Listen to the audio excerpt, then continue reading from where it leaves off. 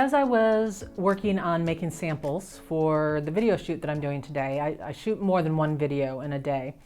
And so I was making these samples, and not once, not twice, but 3 times when I was making these samples, I caught myself where I had added an extra bead in a spot.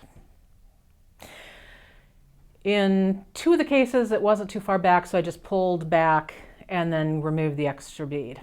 On the 3rd one, I was quite a ways beyond where that extra bead was, and I did not want to start over.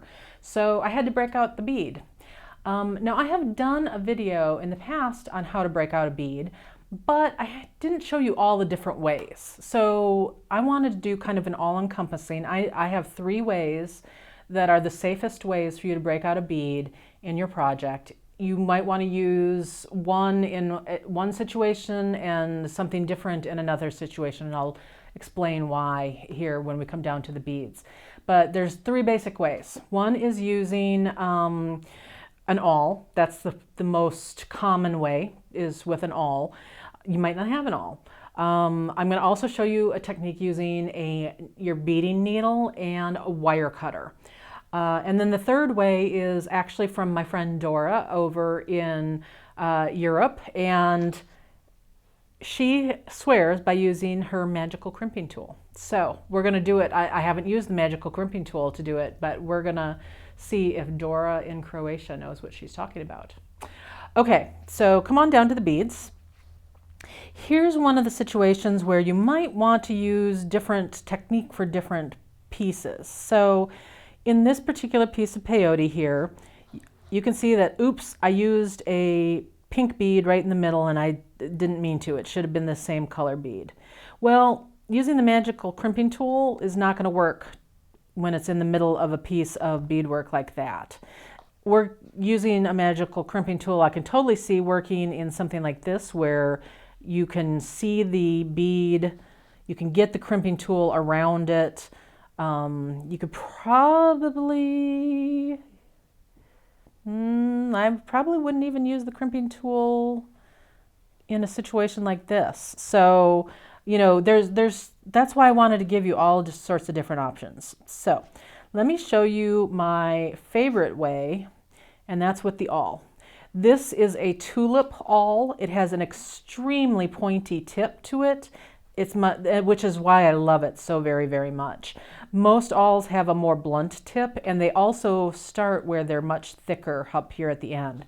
So for instance, if you were trying to break out a size 15 seed bead, some of those awls out there would start out too thick to even get through the hole of the bead. So that's why I love, love, love my tulip awl. And yes, I do carry these in my store at jillwisemandesigns.com.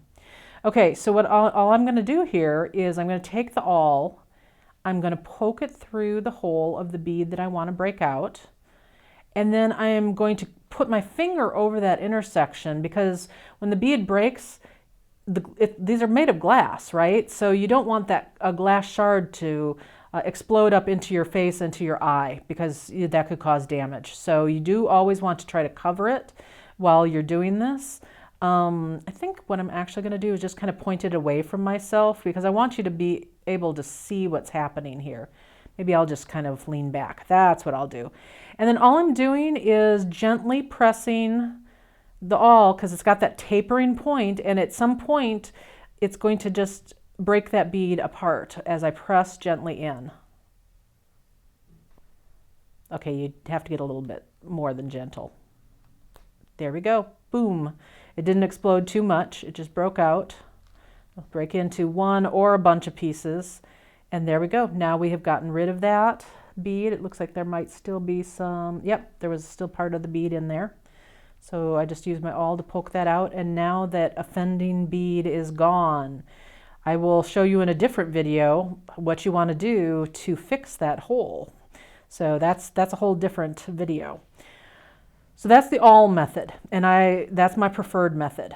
But sometimes you can't find your awl or whatever. So you might be in class and you didn't bring it with you. Let's see, I'll break a bead out of this little sample.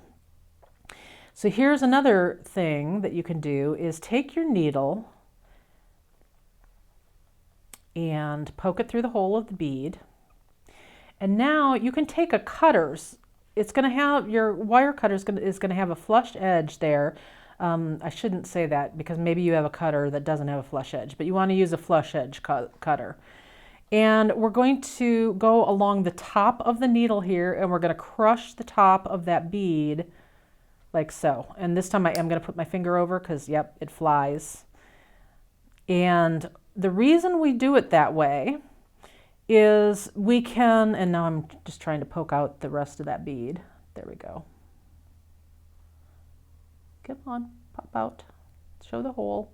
There we go, success. The reason you want to put that needle in there is because it's going to help protect your thread from the glass shard of the bead. Because here's the thing.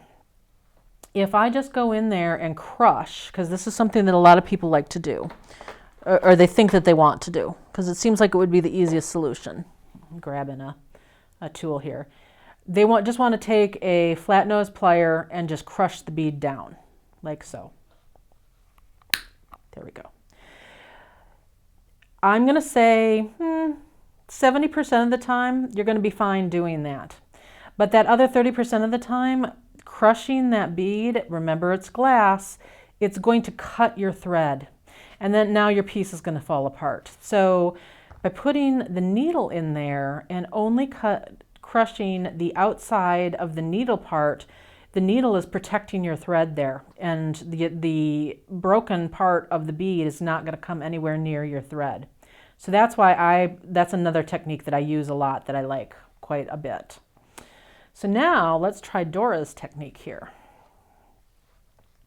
And she says to use the front part of the magical crimping tool. So it's the one that has the two, let's see, how can I show this to you guys? Like this. So it doesn't have the spot in the middle that's going to bend it over. It's a U shape here and a U shape here. So by doing that, she says that it protects your thread. So let's just try this little technique here. Well, it certainly broke it a lot nicer than using the flat nose pliers. And I was able to kind of back off from it hurting the thread because it broke so nicely. So I think that's a good option. I like that option a lot better than doing the flat nose pliers and squish. So there you go. We've got actually 4 options here, don't we? It's just that I don't recommend the one with the flat nose pliers. So